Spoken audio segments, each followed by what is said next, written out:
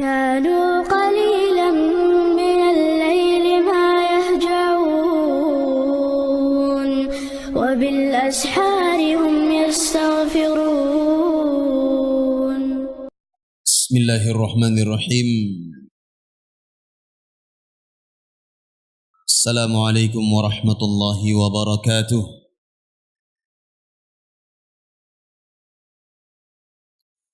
الحمد لله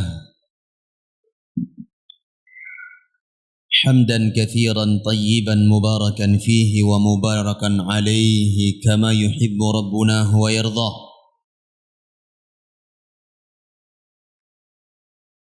أشهد أن لا إله إلا الله وحده لا شريك له، وأشهد أن محمدا عبده ورسوله صلى الله عليه وعلى آله وصحبه وسلم تسليما كثيرا.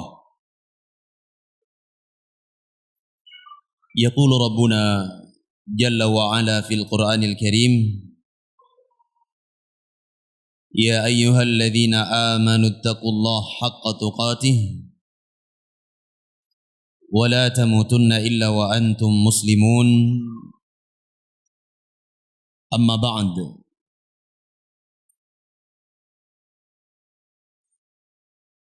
hadirin kaum muslimin dan muslimat jamaah salat maghrib yang dimuliakan Allah subhanahu wa ta'ala. Alhamdulillah, segala puji dan syukur selalu dan senantiasa kita panjatkan kepada Allah, Rabb yang telah memberi kepada kita nikmat dan karunia-Nya, sehingga malam hari ini kita bisa berkumpul kembali di dalam salah satu dari majelis ilmu. Semoga apa yang kita lakukan ini, jamaah yang dimuliakan Allah, benar-benar diberikan keberkahan dan menjadi sebab Allah subhanahu wa ta'ala mengistiqamahkan kita di atas jalan al-haq, jalan kebenaran Al-Quran was sunnah. Dan semoga apa yang kita lakukan ini menjadi sebab Allah subhanahu wa ta'ala memasukkan kita ke dalam surganya. Hadirin kaum muslimin dan muslimat jamaah maghrib yang dimuliakan Allah subhanahu wa ta'ala,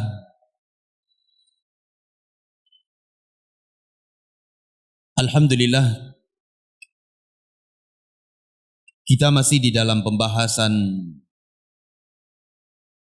Kitab Tauhid, bab termasuk dari kesyirikan kepada Allah Azza wa Jal, menggunakan gelang ataupun benang dan yang semisal dari keduanya dengan tujuan untuk mengangkat bala yang telah datang ataupun menolak bala. Sebagaimana yang sudah kita sampaikan pada pertemuan kita yang lalu, bahwa apa yang kita bahas ini merupakan perkara yang kebanyakan muslimin terjatuh ke dalamnya, di mana kita melihat ada sebagian kaum muslimin terkadang mereka menggunakan gelang, menggunakan cincin, melilit benang di perut anaknya. Tujuannya adalah supaya bala yang datang itu terangkat, ataupun untuk mencegah musibah ataupun penyakit datang terhadap dirinya maupun anaknya. Dan jemaah yang dimuliakan Allah, apa yang dilakukan ini merupakan sebuah praktek kesyirikan kepada Allah Azza wa Jalla, yang apabila seseorang tidak bertaubat kepada Allah Azza wa Jal, maka balasannya adalah an-nar, dia mati dalam keadaan tidak sempat bertaubat, na'udzubillah, kita berlindung kepada Allah Azza wa Jal, balasannya adalah kekal di dalam neraka selama-lamanya. Baik jemaah yang dimuliakan Allah, pada pertemuan yang lalu kita baca sebuah ayat dan sebuah hadis Nabi SAW, dan saya ingin mengulang sedikit ayat yang kita baca, ayat yang ada di dalam surah Az-Zumar ayat 38. Allah berfirman, "Qul afara'aitum ma tad'una min dunillah." Allah katakan kepada nabinya, katakan wahai Nabi Muhammad, afara'aitum, apa pendapat kalian? Apa yang kalian pandang? Ma tad'una min dunillah. Apa yang kalian berdoa dari selain Allah Subhanahu wa taala? In aradani Allahu bidurrin hal hunna kashifatu durri? Itu apabila Allah Subhanahu wa taala menginginkan kepadaku sebuah kemudaratan, musibah, apakah yang kalian jadikan sebagai sebab tertolak dari bala itu, yang kalian jadikan itu sebagai penahan dan pengangkat bala? Bisakah mereka itu menghalangi kemudaratan yang datang kepadaku? Allah perintahkan nabinya untuk bertanya kepada mereka. Allah Azza wa Jal perintahkan Nabi Muhammad untuk bertanya kepada musyrikin Quraisy yang mereka mengaku bahwa yang memberi manfaat adalah Allah, yang mendatangkan madharah adalah Allah. Mereka yakin itu. Dan kita katakan muslimin hari ini yang menggunakan gelang, benang dan semisalnya, mereka juga meyakini bahwa Allah yang memberi manfaat dan Allah pula yang memberi musibah. Allah katakan, coba tanya kepada mereka itu. Katakan, kalau seandainya Allah Azza wa Jal menginginkan kepadaku sebuah musibah, kemudaratan, apakah yang dipakai itu dari gelang, benang, dan semisalnya? Bisakah benda-benda itu menolak ataupun mencegah kemudaratan tersebut? Jemaah yang dimuliakan Allah, tidak mungkin. Demikian pula kata Allah, "Au aradani bi rahmatin hal hunna mumsikatu rahmati?" Dan coba katakan, tanya kepada mereka, apabila Allah Azza wa Jalla menginginkan kepadaku sebuah rahmah, kebaikan, bisakah benda-benda yang mereka seru itu, yang mereka pakai tersebut, yang mereka jadikan sebagai sebab itu, bisakah benda-benda tersebut menghalangi, mencegah datangnya rahmat Allah Subhanahu wa taala? Jawabannya jemaah yang dimuliakan Allah, tidak. Tidak mungkin. Mustahil jemaah yang dimuliakan Allah. Makanya Allah tutup ayat ini dengan firman-Nya apa? Qul hasbiyallah. Katakan wahai Nabi Muhammad, cukuplah Allah Subhanahu wa taala. Ini yang semestinya kita jadikan sebagai sandaran. Yang memberi manfaat adalah Allah. Yang menimpakan musibah madharah adalah Allah Azza wa Jalla. Maka kalau kita mau minta langsung kepada Allah Azza wa Jalla. Karena Allah mengatakan, Qul hasbiyallah. Katakan wahai Nabi Muhammad, cukuplah bagiku Allah Subhanahu wa ta'ala. Nyatanya jemaah yang dimuliakan Allah, terkadang seorang orang tua, dia sudah ikat benang 7 warna di perut anaknya. Namun giliran anaknya tersebut, ataupun datang masanya, masa panas, dia akan terkena dengan penyakit tersebut. Apalagi ketika seorang anak itu mau tumbuh gigi, demam dia. Nah sekarang mau tumbuh gigi, kebiasaan anak-anak itu demam. Mungkinkah benda yang dia pakai itu menghalangi demam anak tersebut? Kalla. Makanya cukup Allah Subhanahu wa ta'ala. alaihi yatawakkalul mutawakkilun, dan hanya kepada Allah Subhanahu wa taala sajalah orang-orang yang bertawakal tersebut mereka berserah diri. Jemaah yang dimuliakan Allah, ketika seorang hamba meyakini bahwa ada selain Allah Azza wa Jalla yang akan menolak bala, yang akan mengangkat bala dari dirinya, dia yakini benda tersebut bisa dan mampu, maka ia akan terjatuh ke dalam syirik besar. Apabila ia tidak bertaubat, maka dia kekal di dalam neraka selama-lamanya. Namun kalau dia yakini benda itu sebagai sebab, dan kita nyatakan ini adalah keumuman, kebanyakan muslimin meyakini benda-benda yang dipakai itu sebagai sebab. Kalau dia yakini itu sebagai sebab, maka ini terjatuh ke dalam syirik kecil. Ya, yang sebagian para ulama mengatakan syirik kecil ini tidak kekal di dalam neraka. Sebagian para ulama yang lainnya mengatakan syirik kecil juga masuk ke dalam firman Allah Azza wa Jalla, innallaha la yaghfiru an yushraka bihi wa yaghfiru ma duna dzalika liman yasha. Sesungguhnya Allah tidak akan mengampuni dosa kesyirikan kepadanya apabila pelakunya tersebut mati dalam keadaan tidak sempat bertaubat. Nah, hal-hal yang seperti ini, jemaah yang dimuliakan Allah, banyak sekali dilakukan oleh saudara-saudara kita muslimin. Coba jemaah yang dimuliakan Allah, ritual yang dilakukan oleh muslimin pada setiap bulan Rajab, terkhusus masyarakat Pidi. Tahu itu? Hah? Ritual setiap bulan Rajab itu ada sesuatu yang mereka yakini, jemaah yang dimuliakan Allah. Ritual terdapam. Kenapa harus di bulan Rajab? Kenapa enggak dipindah ke bulan Sya'ban ataupun di dalam bulan Dzulqa'dah, Dzulhijjah ataupun bulan-bulan yang lainnya? Mereka yakini itu sebagai sebab datangnya keberkahan, sebagai sebab datangnya kebaikan, supaya terhindar dari sesuatu yang mendatangkan madharah dan sebagainya.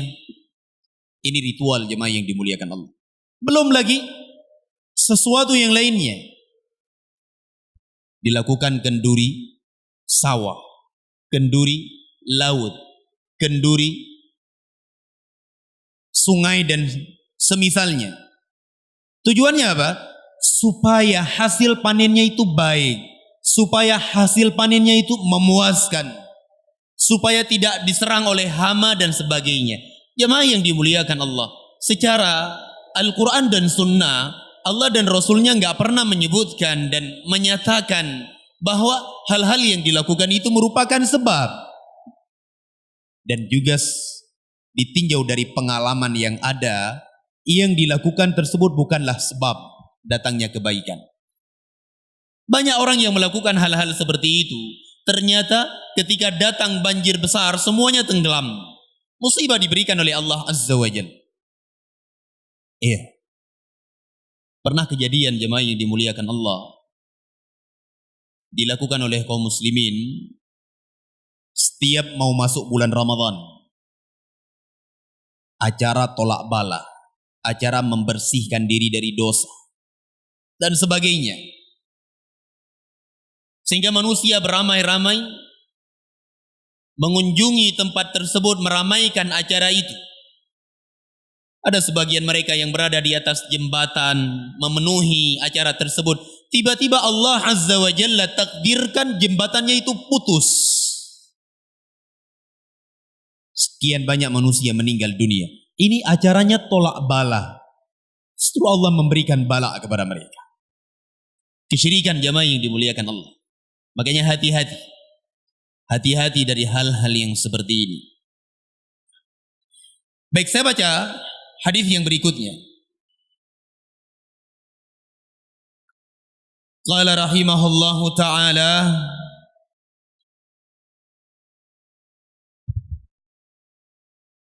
Walahu an Uqbah bin Amir marfu'an. Datang pula dari Imran ibn Husain marfu'an sampai kepada Rasulullah sallallahu alaihi wasallam hadis tersebut. Beliau sallallahu alaihi wasallam bersabda, kata beliau, man ta'allaqa tamimatan fala atamma Allahu lah, wa man ta'allaqa wada'atan fala wada'a Allahu lah, wa fi riwayatin man ta'allaqa tamimatan faqad asyrak.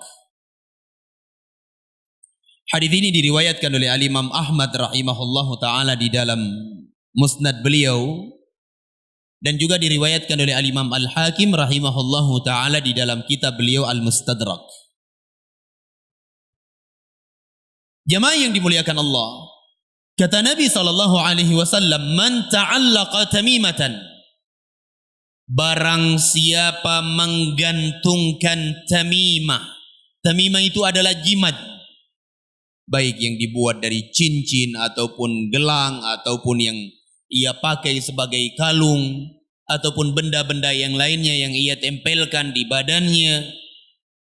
Kata Nabi sallallahu alaihi wasallam, fala atammallahu lah, maka semoga Allah subhanahu wa ta'ala tidak menyempurnakan urusannya. Ini doa kejelekan dari Nabi sallallahu alaihi wa ala alihi wa sahbihi wasallam. Seseorang menggantungkan jimat, memakaikan jimat supaya tertolak dari bala, supaya terjauhi dari bahaya ataupun musibah.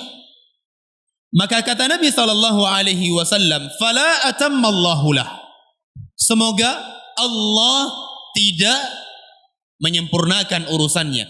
Maksudnya adalah du'aun alaihi bi an la yutimmallahu umurah.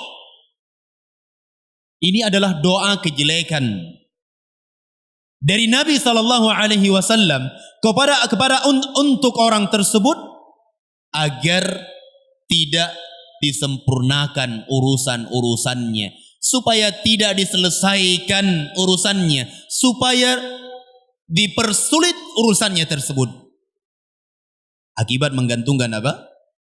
Menggantungkan jimat-jimat. Nah, sehingga jemaah yang dimuliakan Allah, ini perkara kesyirikan kepada Allah Azza wa Jalla. Ada orang terkadang dia memakai gelang supaya ada yang menjaganya nanti selain Allah Azza wa Jalla. Supaya ada yang menjaganya selain Allah Subhanahu wa ta'ala.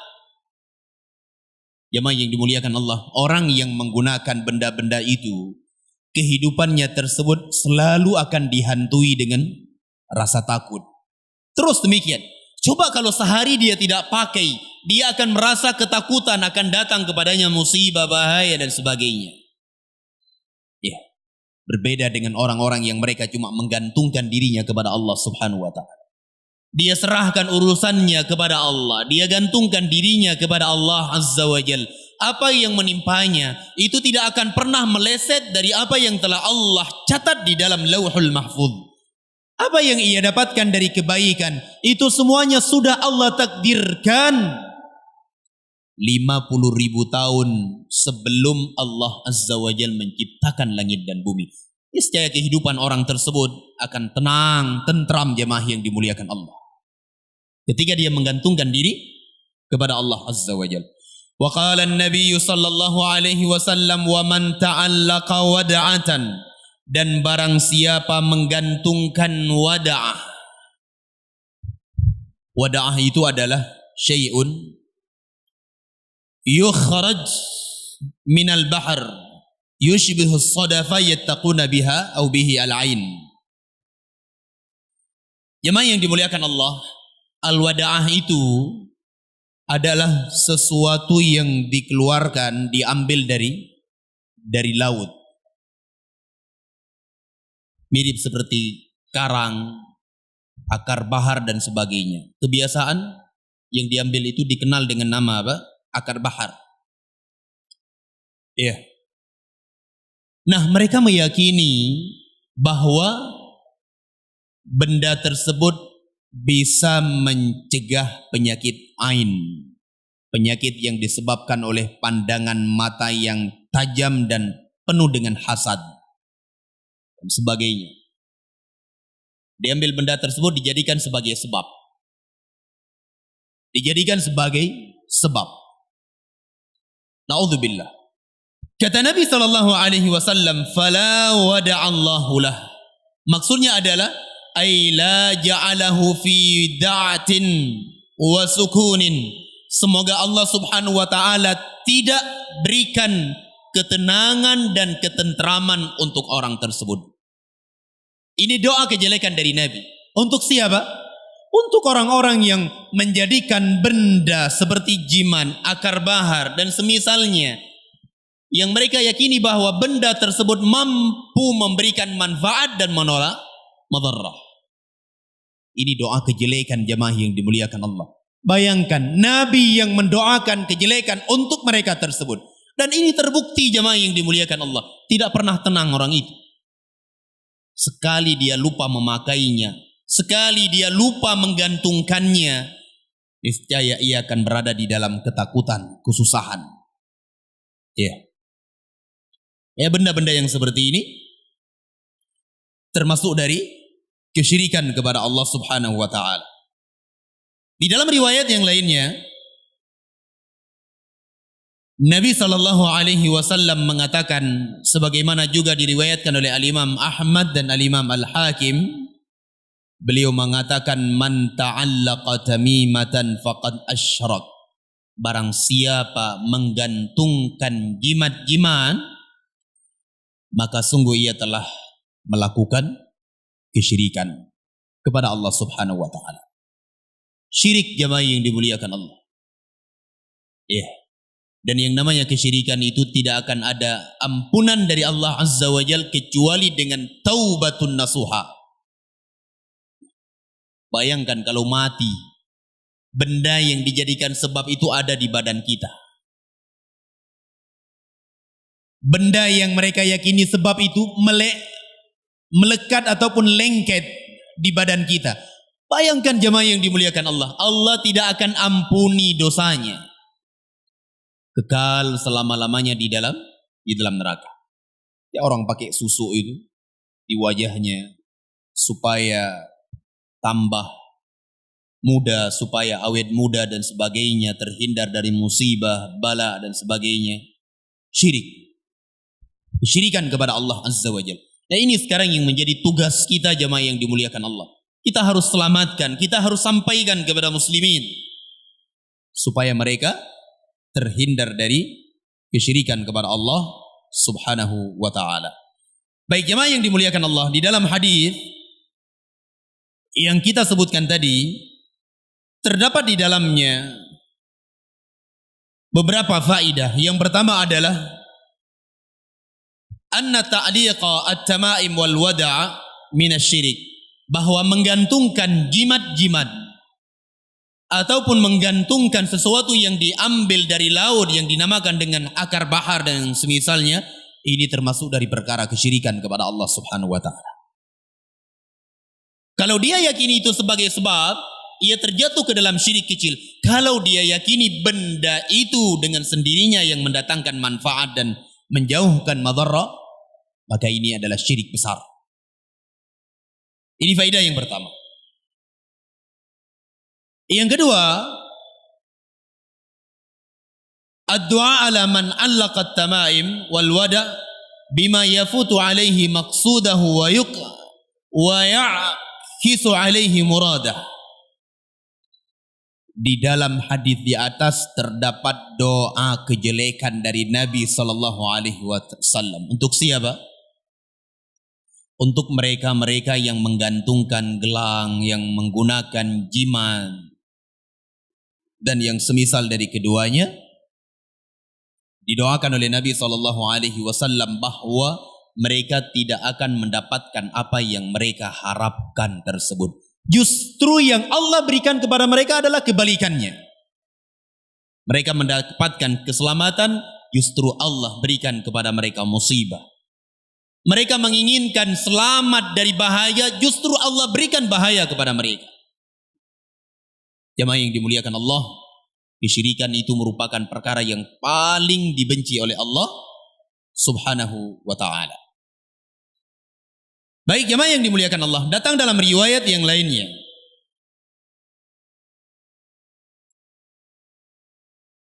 Wali bin Abi Hatim an Hudzaifah ibn al-Yaman. Diriwayatkan oleh Al-Imam Ibnu Abi Hatim rahimahullah. Ibnu Abi Hatim adalah seorang alim, ulama, muhaddits. Dikenal keilmuan beliau, dikenal ketakwaan dan waraknya beliau kepada Allah Subhanahu wa ta'ala. Dari Hudzaifah ibn al-Yaman radhiyallahu anhu, dari sahabat yang bernama Hudzaifah ibn al-Yaman, annahu ra'a rajulan fi yadihi khaytun minal huma faqata'ahu wa tala qawlahu ta'ala wa ma yu'minu aktsaruhum billah illa wa hum musyrikun. Bahwasanya beliau melihat ada seseorang di tangannya itu terikat ataupun terlilit benang minal huma, tujuannya adalah supaya terhindar dari penyakit panas. Faqata'ahu, kemudian beliau putuskan. Jemaah yang dimuliakan Allah, para ulama menyebutkan bahwa hadis ini sanadnya cuma sampai kepada Hudzaifah ibn al-Yaman dan tidak sampai kepada Rasul sallallahu alaihi wasallam. Sehingga para ulama mengatakan bahwa yang melihat orang yang memakai benang itu adalah Hudzaifah ibn al-Yaman. Adalah Hudzaifah ibn al-Yaman. Sehingga disebutkan oleh Imam Ibnu Abi Hatim rahimahullahu ta'ala bahwa pernah suatu hari Hudzaifah ibn al-Yaman, beliau melihat ada seseorang menggunakan atau memakai benang. Dia lilit di tangannya. Minal huma, di mana benang tersebut dipakai tujuannya adalah lil wiqayati minal huma fala tusibuhu biza'mih. Tujuannya supaya terhindar dari penyakit panas, supaya tidak terkena dengan penyakit demam biza'mihi, menurut pikiran orang tersebut. Dan ini sama sebagaimana makna hadis-hadis yang sebelumnya. Orang pakai gelang, orang pakai benang, jimat dan sebagainya. Faqata'ahu, lalu Hudzaifah ibn al-Yaman radhiyallahu anhu memutuskan benang tersebut. Diputuskan oleh beliau, dipotong oleh beliau, jemaah yang dimuliakan Allah. Dan beliau tidak menunda-nunda. Wa tala qawlahu ta'ala, lalu beliau membaca firman Allah Subhanahu wa ta'ala, wa ma yu'minu aktsaruhum billah, tidaklah kebanyakan mereka beriman kepada Allah Azza wa Jal illa wa hum musyrikun, kecuali mereka menyekutukan Allah Subhanahu wa ta'ala. Dijelaskan oleh para ulama jamaah yang dimuliakan Allah bahwa keimanan mereka ini adalah keimanan kepada tauhidur rububiyah. Mereka beriman bahwa Allah yang menciptakan, Allah yang memberi rizki, Allah yang mengatur, Allah yang memberi penyakit, Allah yang mencabut penyakit tersebut. Ya.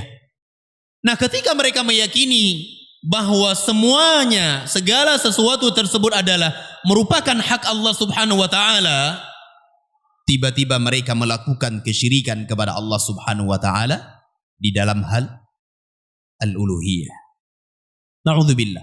Harusnya jemaah yang dimuliakan Allah, seseorang yang meyakini Allah yang menciptakan, Allah yang memberi rizki, Allah yang memberi penyakit dan yang menyembuhkannya, harusnya dia meyakini bahwa benda-benda yang dia pakai tersebut adalah sesuatu yang akan mengantarkannya kepada kesyirikan. Sehingga jemaah yang dimuliakan Allah, dijelaskan oleh para ulama, anna Hudzaifah ibn al-Yaman radhiyallahu an absara rajulan qad rabita fi 'udhudihi khaytan yattaqi bihi marad al-huma fa'azalahu anhu munkaran fi'lahu hadha. Dijelaskan oleh para ulama bahwa Hudzaifah ibn al-Yaman radhiyallahu anhu ketika beliau melihat ada seseorang yang mengikat benang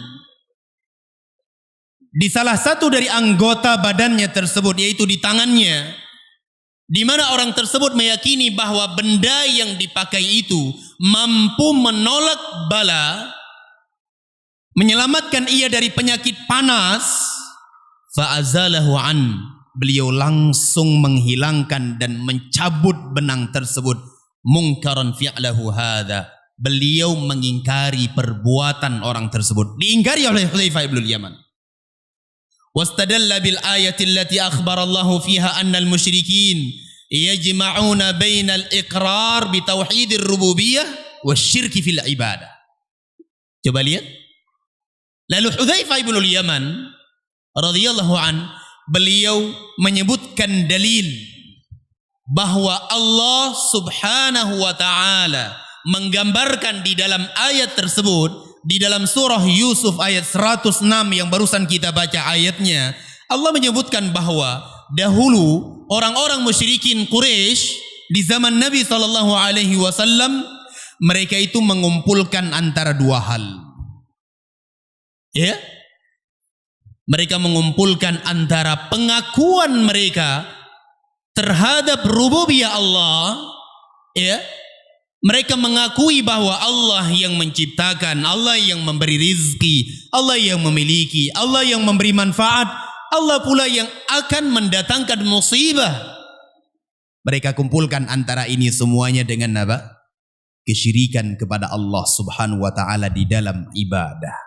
Harusnya jamaah yang dimuliakan Allah, keyakinan seseorang terhadap ar-rububiyah, keyakinan seseorang bahwa Allah yang menciptakan, Allah yang memiliki, yang mengatur, memberi manfaat dan mendatangkan musibah, harusnya ia yakini bahwa ibadah itu mesti untuk Allah Subhanahu wa taala.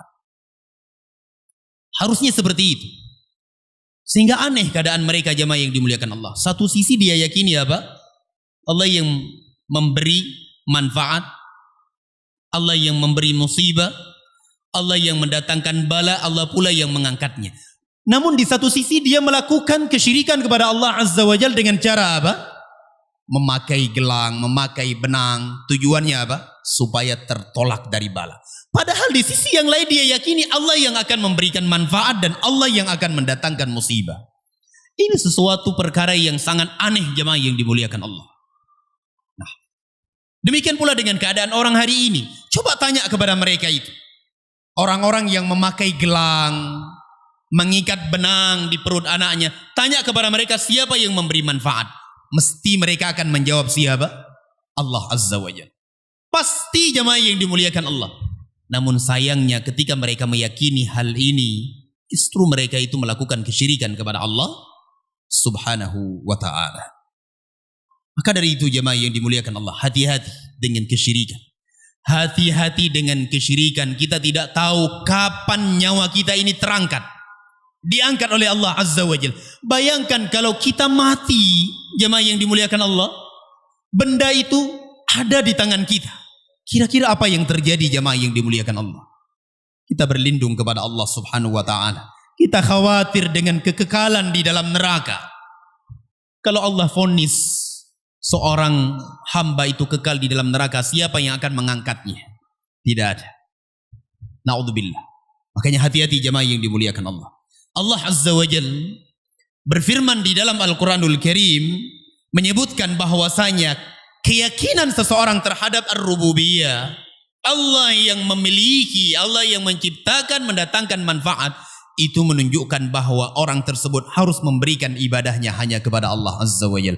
Allah berfirman, ya ayyuhan nasu ubudu rabbakum walladzina min alladzi khalaqakum walladzina min qablikum la'allakum tattaqun. Kata Allah Azza wa Jalla, wahai sekalian manusia, sembahlah oleh kalian Rabb kalian.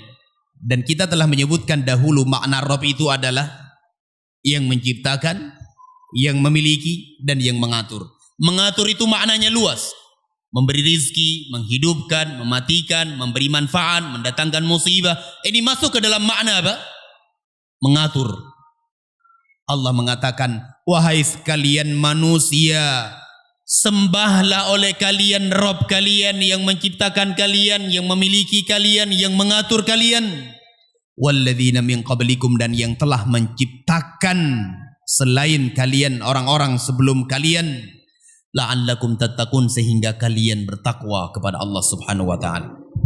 Yaqulul Imam Ibnu Katsir rahimahullahu taala, Al-Imam Ibnu Katsir mengatakan al-khaliqu li hadhil asya, yang dinamakan dengan Ar-Rabb, yang menciptakan segala sesuatunya, huwal mustahiqqu lil ibadah, ialah yang berhak untuk diibadahi, ialah yang berhak untuk kita serahkan tawakal kita, ialah yang harus kita bergantung diri kita kepada, menggantungkan diri kita kepadanya, bukan kepada selain Allah Subhanahu wa taala, dari benda-benda ataupun sesuatu yang tidak mampu memberikannya kecuali Allah Subhanahu wa taala. Di dalam hadis yang kita baca ini ada beberapa faidah jemaah yang dimuliakan Allah. Yang pertama adalah ingkaru lubsi al-khayt li raf'il bala' au daf'ihi wa annahu syirik. Di dalam hadis di atas terdapat pengingkaran terhadap perbuatan menggunakan benang yang semisalnya untuk mengangkat sebuah bala ataupun mencegah bala, karena ini merupakan perbuatan kesyirikan kepada Allah Azza wa Jalla. Faidah yang kedua yang bisa kita ambil di sini adalah wujubu izalatil munkar liman yaqdir ala izalatih. Yang kedua adalah wajibnya mengingkari sebuah kemungkaran bagi siapa yang mampu untuk mengingkarinya, untuk melepaskan kemungkaran tersebut dari saudaranya. Wajib hukumnya. Dan itu semuanya sesuai dengan kemampuan jemaah yang dimuliakan Allah. Datang hadis dari Abu Sa'id Al-Khudri radhiyallahu an, diriwayatkan oleh Imam Muslim, Nabi SAW bersabda, man ra'a minkum munkaran falyughayyirhu biyadihi. Barang siapa di antara kalian melihat sebuah kemungkaran, hendaknya ia mencegah dengan tangannya. Ini bagi orang yang mampu. Wa illam yastati', kalau dia tidak mampu, fabilisani, dengan lisannya dia sampaikan, dia nasihati, dia ingatkan. Wa illam yastati', kalau dia tidak mampu, fabiqalbi, ia benci di dalam hatinya. Wa dzakilika adhaful iman, kata Nabi SAW, dan itu merupakan selemah-lemah keimanan. Yang kedua, yang ketiga di antara faidah adalah annal musyrikina yuqirruna bi tauhidir rububiyah wa ma'a hadza hum musyrikun li'annahum lam yukhlisu fil ibadah. Bahwasanya kaum musyrikin dahulu di zaman Nabi SAW, mereka mengakui tauhidur rububiyah, yakin mereka Allah yang menciptakan, memiliki dan mengatur, memberi manfaat, mendatangkan musibah. Wa ma'ahadha, bersamaan dengan itu jamaah yang saya muliakan, mereka melakukan kesyirikan kepada Allah Subhanahu wa taala. Mestinya keyakinan seseorang bahwa Allah adalah pemilik ar-rububiyah, mestinya ia harus meyakini pula dan menjalankannya bahwa ibadah tersebut merupakan milik dan hak Allah Subhanahu wa taala satu-satunya. Wallahu a'lam bishawab. Sebelum saya akhiri, mungkin ada yang mau ditanyakan?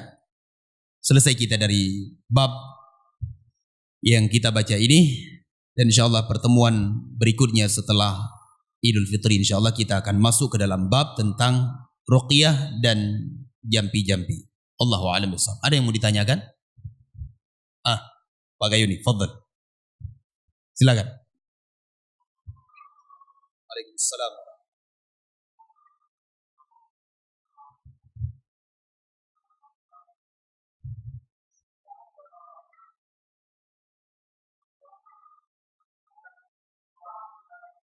Iya.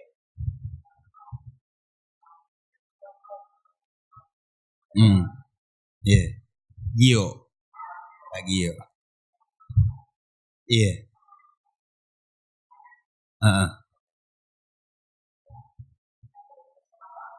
Iya.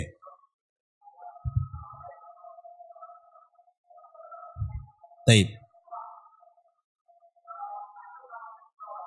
Apa itu? Ayo.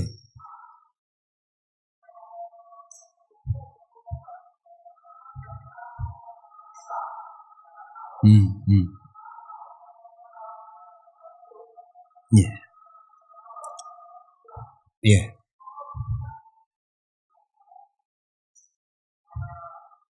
Baik. Iya. Taib. Jemaah yang dimuliakan Allah, dahulu pernah saya sebutkan tentang sebuah kaidah yang harus benar-benar kita pegang di dalam bab ini, yaitu bahwa menjadikan sesuatu perkara sebagai sebab tertolak dari bala, sebab sembuhnya dari sebuah penyakit. Nah, ketika kita menjadikan hal itu sebagai sebab, maka ini harus ditinjau dari dua sisi. Yang pertama, ditinjau apakah benda-benda yang digunakan tersebut secara Al-Quran dan Sunnah merupakan sebab atau bukan. Ini yang paling pertama. Dilihat, dikaji. Al-Quran dan Sunnah menyatakan tidak bahwa benda yang dipakai itu adalah Al-Quran dan Sunnah merupakan sebab. Ini pertama. Kemudian yang kedua, kalau seandainya secara Al-Quran dan Sunnah tidak ada, ditinjau dan dilihat dari sisi yang kedua. Secara pengalaman ataupun medis, apakah benda itu benar bisa dijadikan sebagai sebab atau tidak? Nah, kalau kedua-duanya ini tidak bisa dibuktikan jemaah yang dimuliakan Allah, maka ini terjatuh ke dalam syirik kecil. Iya. Terjatuh ke dalam syirik kecil. Baik. Namun kalau seandainya secara Al-Quran dan Sunnah tidak ada, namun secara pengalaman itu memang bisa dibuktikan. Saya kasih contoh, misalnya ada orang sakit kepala. Dia minum apa misalnya? Obat sakit kepala. Bodrek. Ya, dia yang sering sakit kepala sering minum bodrek. Nah, secara Al-Quran dan Sunnah ada tidak? Al-Quran dan Sunnah mengatakan bodrek itu merupakan obat sakit kepala. Gak ada. Secara pengalaman dan medis bisa ya? Gak apa-apa, minum sebanyak-banyaknya. Baik. Orang sekarang menggunakan gelang misalnya, ataupun benang. Dia yakini itu sebagai sebab. Dia yakini sebagai sebab. Al-Quran dan Sunnah tidak menyatakan bahwa itu adalah sebab. Secara pengalaman juga tidak bisa dibuktikan. Maka ini terjatuh ke dalam syirik. Beda halnya kalau misalnya cula badak yang dipakai itu memang secara medis, pengalaman, bisa dibuktikan bahwa itu adalah sebab untuk menarik sengat dari tahun dan semisalnya. Kalau memang bisa dibuktikan secara medis, ya, dan tidak ada keyakinan sesuatu yang memiliki misteri padanya, ini tidak apa-apa dipakai. Selama itu merupakan sebab yang syar'i, baik secara Al-Quran dan Sunnah maupun pengalaman yang ada. Nah, tidak bermasalah dan ini tidak terjatuh ke dalam perkara syirik. Beda halnya orang menggunakan gelang, tujuannya adalah untuk itu, untuk jimat. Seorang ibu, seorang ayah, dia sengaja melilit benang 7 warna di perut ibunya, di perut anaknya tersebut. Tujuannya tertolak dari bala, terhindar dari musibah. Secara Al-Quran dan Sunnah tidak ada. Secara pengalaman dan medis juga nggak bisa dibuktikan. Maka ini terjatuh ke dalam syirik kecil. Dan kita sebutkan dahulu jemaah yang dimuliakan Allah, syirik kecil itu besar juga kemungkinannya masuk ke dalam ayat innallaha la yaghfiru an yushraka bihi wa yaghfiru ma duna dzalika liman yasha. Wallahu a'lam bishawab. Baik jemaah yang dimuliakan Allah, ini kajian terakhir kita di bulan ini. Insyaallah kajian berikutnya, semoga Allah panjangkan umur kita dan Allah beri kesempatan kita untuk bertemu dan beribadah di dalam bulan Ramadan. Insyaallah kita akan lanjutkan setelah Idul Fitri biidnillahi ta'ala. Wallahu a'lam bishawab. Semoga bermanfaat. Subhanakallahumma wa bihamdika asyhadu an la ilaha illa anta astaghfiruka wa atubu ilaik. Wa sallallahu ala nabiyyina Muhammadin wa ala alihi wa ashabihi ajmain. Walhamdulillahi rabbil alamin. Assalamualaikum warahmatullahi wabarakatuh.